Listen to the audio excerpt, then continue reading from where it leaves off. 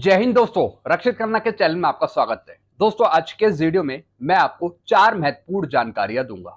सबसे पहली जानकारी मैं आपको दूंगा, स्पर्श में टेक्निकल प्रॉब्लम है जिसके चलते पेंशन में से रिकवरी हो सकती है। जिस तरीके से कुछ पेंशनर को मई की पेंशन कम मिली थी या फिर मई की पेंशन में से रिकवरी हुई थी, ठीक इसी तरीके से जून की पेंशन भी आपको कम मिल सकती है।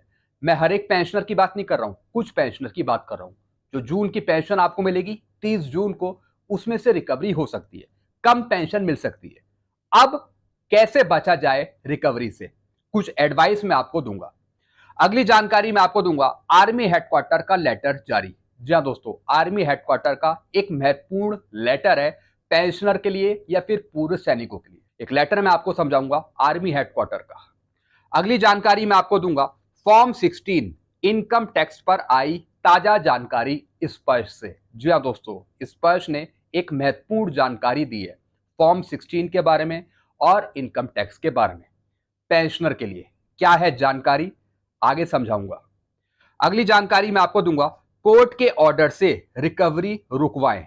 जी हाँ दोस्तों, कोर्ट के ऑर्डर से आप रिकवरी रुकवा सकते हैं। चाहे बैंक आपको पेंशन दे रहा हो या फिर स्पर्श आपको पेंशन दे रहा हो या फिर डीडीओ ट्रेजरी आपको पेंशन दे रही हो। जी हाँ दोस्तों, कोर्ट का ऑर्डर दिखाकर आप रिकवरी रुकवा सकते हैं। इसी पर मैं आपको महत्वपूर्ण जानकारी दूंगा आगे। तो दोस्तों, बस यही जानकारी है जो मैं आपको देने वाला हूं, इसलिए इस वीडियो को आप शुरू से लेकर आखिरी तक देखेगा। छोटी सी अपील मैं आपसे कर रहा हूं, 34% ऐसे पेंशनर हैं जो वीडियो तो देख रहे हैं लेकिन अभी तक उन्होंने चैनल को सब्सक्राइब नहीं किया। तो अगर आप मेरा वीडियो देखते हैं तो चैनल को आप जरूर सब्सक्राइब कर लीजिए, जल्दी सब्सक्राइब कर लीजिए, ताकि मेरी जानकारी या इंफॉर्मेशन आपको तुरंत मिल पाए। चलते हैं दोस्तों पहली जानकारी की तरफ। स्पर्श में टेक्निकल प्रॉब्लम है जिसके चलते पेंशन में से रिकवरी हो सकती है। जी हां दोस्तों, जैसा आपको बताया, कुछ समय से स्पर्श में कुछ टेक्निकल प्रॉब्लम चल रही है जिसके चलते पेंशनर्स को काफी दिक्कत हो रही है। कभी पेंशन की रिकवरी कर ली जाती है, कभी कम्यूटेशन की रिकवरी बंद नहीं होती, कभी एडिशनल पेंशन सही टाइम पर शुरू नहीं होती, डेट ऑफ बर्थ गलत मेंशन की वजह से, यानी कुछ ना कुछ दिक्कतें चल रही हैं। जब से स्पर्श बनाया गया है तब से प्रॉब्लम है स्पर्श में, और शायद धीरे धीरे ये आगे प्रॉब्लम ठीक हो जाएंगी। लेकिन दोस्तों, सबसे बड़ी बात, स्पर्श में टेक्निकल प्रॉब्लम के चलते पेंशन में से रिकवरी हो रही है। टोटल पेंशन कई बार आपको नहीं मिलती, कुछ पैसे आपके काट लिए जाते हैं। मैं हर एक पेंशनर, फैमिली पेंशनर की बात नहीं कर रहा हूं, कुछ पेंशनर की बात कर रहा हूं। घबराए नहीं, शिकायत डालिए सीपी ग्राम और स्पर्श पे। जी हां दोस्तों, अगर आपको पेंशन कम मिलती है या फिर कुछ रिकवरी करी जाती है तो आपको घबराना नहीं है। आपको तुरंत स्पर्श पे शिकायत डालनी है और उससे पहले पीसीडीए को कॉल लगाना है। जी हां दोस्तों, ये जानने के लिए कि आपकी किस चीज की रिकवरी करी गई है। सबसे पहले आपको पीसीडीए के कस्टमर केयर पे कॉल लगाना है।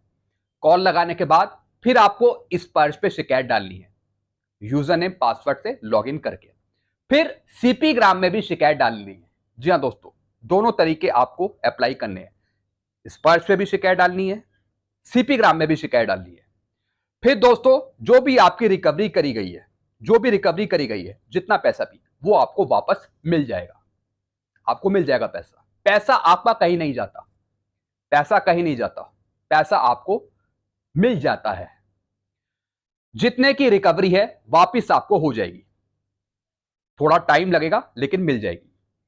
जून की पेंशन में से भी रिकवरी हो सकती है। जी हां दोस्तों, स्पर्श के नोडल अधिकारी ने बताया कि कुछ टेक्निकल प्रॉब्लम है स्पर्श पे, कुछ टेक्निकल प्रॉब्लम चल रही है जिसके चलते जो अमाउंट पेंशनर के खाते में क्रेडिट होता है, चाहे वो एरियर हो चाहे फिर वो पेंशन हो, तो उसमें दिक्कत हो सकती है। जी हां दोस्तों, खाते में तो आ जाएगा लेकिन कुछ उसमें से रिकवरी हो सकती है।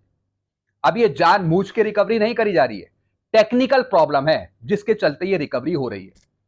तो जितने की रिकवरी हुई होगी वो आपको पैसा वापस मिल जाएगा। तो जून की पेंशन में से भी कुछ रिकवरी हो सकती है। हर एक पेंशनर की बात नहीं कर रहा हूं, कुछ पेंशनर की बात कर रहा हूं। अगर ऐसा होता है, जैसा आपको पता है जून की पेंशन आपको 30 जून को मिलेगी, जब मिलेगी तो उसके बाद आप टोटल पेंशन चेक कर लेंगे। अगर कुछ रिकवरी होती है तो तुरंत सबसे पहले पीसीडी को कॉल लगाना है, उसके बाद शिकायत डालनी है स्पर्श पे या फिर सीपीग्राम में, और जो भी आपकी रिकवरी होगी वो आपको तुरंत दी जाएगी। सतर्क रहिए, जागरूक बनिए। चलते हैं दोस्तों अगली जानकारी की तरफ। आर्मी हेडक्वार्टर का लेटर, ईसीएचएस का। जी हां दोस्तों, आर्मी हेडक्वार्टर का एक लेटर है जिसके तहत कहा गया है waiver for annual validation for 64 KB ECHS card holder above 80 years of age. जी हां दोस्तों, जिनकी उम्र 80 साल से ऊपर है या फिर 80 साल है, जिनके पास 64 केबी कार्ड है ईसीएचएस का, उनको एनुअल वैलिडेशन कराने की जरूरत नहीं है। जिनकी एज 80 साल है या फिर 80 साल से ऊपर है, उनको एनुअल वैलिडेशन कराने की जरूरत नहीं है, वार्षिक सत्यापन कराने की जरूरत नहीं है। जिनका कार्ड ब्लॉक कर दिया गया है ईसीएचएस का, जिनका कार्ड ब्लॉक कर दिया गया है एनुअल वैलिडेशन ना कराने की वजह से, तो आप पॉलीक्लिनिक चले जाइए, वहां से आप अपने कार्ड को अनब्लॉक कराइए और फिर आपको वार्षिक सत्यापन कराने की जरूरत नहीं है। यही इस लेटर में लिखा गया है। अगर बाई चांस गलती से ऐसे पेंशनर्स के कार्ड ब्लॉक हो गए हैं तो अनब्लॉक कराने के लिए ओआईसी पॉलीक्लिनिक में जाएं। वार्षिक सत्यापन की छूट मिलती रहेगी 80 साल से ऊपर वरिष्ठ पूर्व सैनिकों। जी हां दोस्तों, कई बार क्या होता है, गलती की वजह से बाई चांस आपका कार्ड ब्लॉक कर दिया जाता है वार्षिक सत्यापन ना होने की वजह से, लेकिन रूल्स गाइडलाइन है कि जिन पेंशनर की पूर्व सैनिकों की एज 80 या फिर 80 से ऊपर है तो उनको वार्षिक सत्यापन कराने की जरूरत नहीं है, और अगर गलती से उनका कार्ड ब्लॉक कर दिया गया है तो फिर वो अनब्लॉक किया जाएगा ओआईसी पॉलीक्लिनिक के द्वारा। ये साफ आदेश है। ये लेटर आप मेरे से ले सकते हैं अगर कोई दिक्कत आती है ईसीएचएस कार्ड में। चलते अगली जानकारी की तरफ। फॉर्म 16 इनकम टैक्स पर आई ताजा जानकारी। जी हां दोस्तों, काफी पेंशनर्स पूछ रहे थे कि सर फॉर्म 16 कब तक स्पर्श पे अपलोड हो जाएगा। स्पर्श ने लेटेस्ट जानकारी दी है फॉर्म 16 के बारे में और टैक्स के बारे में। ये जानकारी आप देख सकते हैं। अब लिखा क्या है ये मैं आपको हिंदी में समझाता हूं। Income and TDS detail for financial year 2024-25 2024-25 का ही आपको आईटीआर फाइल करना है। Dear pensioners, income and TDS tax deducted at source detail for the financial year 2024-25 have been processed and uploaded on the traces portal. जो income tax portal है, traces portal है, उस पे 24-25 फाइनेंशियल ईयर की जो details है, किसकी, income की या फिर टीडीएस की, वो अपलोड कर दी गई है, प्रोसेस कर दी गई है। The corresponding entries are now reflected in form 26 AS statement. जी हाँ दोस्तों, जो एंट्रीज है, करॉस्पॉन्डिंग एंट्रीज हैं, इसके अलावा वो भी आपको फॉर्म 26 एएस स्टेटमेंट में मिलेगी। जो आपका यूजर नेम पासवर्ड है आईटीआर का, आपको लॉगिन करना है और उसी में आपको 26 एएस फॉर्म देखना है। उसमें आपकी सारी टैक्स की डिटेल आएगी जो आपका टैक्स काटा गया है फाइनेंशियल ईयर 24-25 में। फिर क्या लिखा है, form 16 will be made available on स्पर्श पोर्टल शॉर्टली। जो फॉर्म 16 है वो आपको कुछ समय बाद मिल जाएगा, वो भी स्पर्श पे कुछ टाइम बाद अवेलेबल हो जाएगा फॉर्म 16। अभी तक फॉर्म 16 स्पर्श पे अपलोड नहीं है। बीच बीच में आप चेक करते रहिए स्पर्श की वेबसाइट लॉगिन करके, कुछ दिन में आपको मिल जाएगा form 16। You may verify the detail by logging into your income tax e-filing account। आप वेरीफाई कर सकते हैं अपनी डिटेल्स इनकम टैक्स पर लॉगिन करके। And viewing your form 26 as under the view tax credit, form 26 as section. View tax credit के option में जाकर आप 26 एएस फॉर्म चेक कर सकते हैं। यह जानकारी दी है स्पर्श ने, आप मेरे से ले सकते हैं।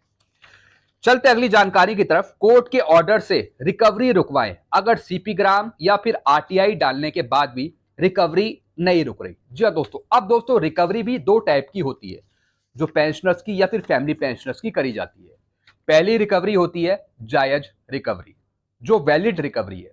दूसरी रिकवरी होती है अनवैलिड। जी हाँ दोस्तों, जिसे हम बोलते हैं कि ये जायज नहीं है।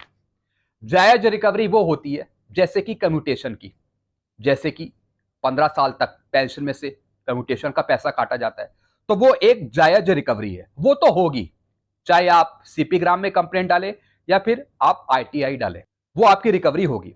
लेकिन एक होती है जो जायज रिकवरी नहीं होती, यानी 15 साल आपके पूरे हो गए, फुल पेंशन आपको मिलनी चाहिए, लेकिन उसके बाद भी आपकी कटौती हो रही है पेंशन में से, या फिर आपकी कोई गलती नहीं है, कोई अनवांटेड रिकवरी करी जा रही है पेंशन में से, मतलब गलती से रिकवरी हो रही है, जिसे हम बोलते हैं अनवांटेड रिकवरी, मतलब ये जायज रिकवरी नहीं है। अब इसके लिए आपको क्या करना है? सबसे पहले आपको सीपी ग्राम में कंप्लेंट डालनी है।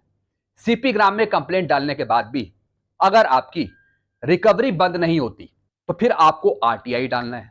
आरटीआई डालने के बाद भी आपकी रिकवरी बंद नहीं होती या फिर आपके फेवर में जवाब नहीं आता तो फिर इसके लिए आपको कोर्ट केस करना पड़ेगा। जी हाँ दोस्तों, अगर इंडिविजुअल की रिकवरी बंद करानी है, जो अनवांटेड रिकवरी चल रही है, जो जायज रिकवरी नहीं है, अगर वो चल रही है तो फिर आपको कोर्ट केस करना पड़ेगा। अगर आप पेंशन डिस्बर्सिंग एजेंसी को, जहां से आप पेंशन प्राप्त कर रहे हैं, स्पर्श से, बैंक से, सीपीपीसी से, डीपीडीओ से, ट्रेजरी से, कहीं से भी आप पेंशन प्राप्त कर रहे हैं और जहां से आपकी रिकवरी चल रही है, तो आप अपने फेवर में कोर्ट का ऑर्डर करा के आप ऑर्डर के थ्रू रिकवरी बंद करा सकते हैं। ये एक सॉल्यूशन मैं आपको बता रहा हूं। अगर आपकी रिकवरी सीपी ग्राम में शिकायत डालने के बाद, आरटीआई में शिकायत डालने के बाद आपकी रिकवरी बंद नहीं होती, तब मैं आपको बता रहा हूं लास्ट ऑप्शन है कोर्ट का। कोर्ट के थ्रू ऑर्डर निकलवाकर आप रिकवरी बंद करा सकते हैं। नहीं तो पेंशन डिस्बर्सिंग एजेंसी, चाहे वो स्पर्श हो, बैंक हो या फिर कोई और हो, वो आपकी रिकवरी करती रहेगी जब तक कि रिकवरी पूरी नहीं होती। ये मैं आपको रियल फैक्ट बता रहा हूं, बिल्कुल सही एक्यूरेट जानकारी दे रहा हूं कि आप कोर्ट के ऑर्डर से ही अपनी रिकवरी बंद करा सकते हैं। अब काफी पेंशनर्स कहते हैं कि किसी दूसरे पेंशनर का कोर्ट का ऑर्डर है, क्या उसे दिखाकर हम अपनी रिकवरी बंद करा सकते हैं? बिल्कुल नहीं करा सकते, क्योंकि वो जो ऑर्डर है वो दूसरे पेंशनर का है, आप पर लागू नहीं होगा। तो अगर रिकवरी बंद करानी है तो आपको सेपरेट कोर्ट केस करना पड़ेगा, ऑर्डर लाना पड़ेगा और वो ऑर्डर पेंशन डिस्बर्सिंग एजेंसी को देना पड़ेगा, तब आपकी रिकवरी बंद होगी। अगर आपकी कोई गलती नहीं है, पेंशन डिस्बर्सिंग एजेंसी की गलती है, तब मैं आपको बता रहा हूं। तो दोस्तों बस यही जानकारियां थी, कुछ एडवाइस मैंने आपको दी है और कुछ लेटर मैंने आपको समझाया। आई होप सारी जानकारी आप अच्छे से समझ होंगे। ऐसी जानकारियां अक्सर आपको मिलती रहती है इस चैनल के माध्यम से, तो चैनल से जुड़ जाइए आप और चैनल को आप जरूर सब्सक्राइब करें, क्योंकि ऐसी जानकारियां आपके वेलफेयर से जुड़ी आपको मिलती रहती है इस चैनल के माध्यम से। Thank you so much.